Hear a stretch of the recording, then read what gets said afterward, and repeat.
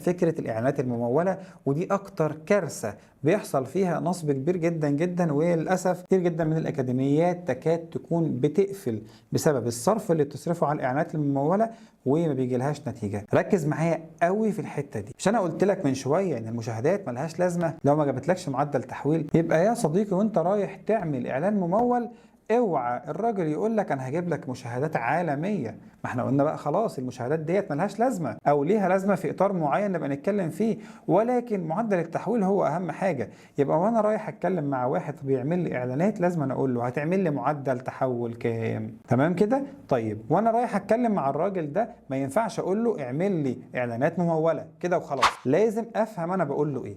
لازم اروح اقول له انا بعد اذنك محتاج اجيب طلاب، اعمل لي اعلانات مموله. الجمله دي قبل كلمه اعمل لي اعلان ممول. لو سمحت لو سمحت لكل الناس اللي بتكلمنا وبتكلم كل الماركتنج ايجنسي، بلاش تليفوناتكم الغريبه اللي هي بتاع اعمل لي اعلان ممول. مفيش حاجه اسمها كده، مفيش حاجه اسمها اعمل لي اعلان ممول، واللي بيعمل معاك كده هو بيضحك عليك.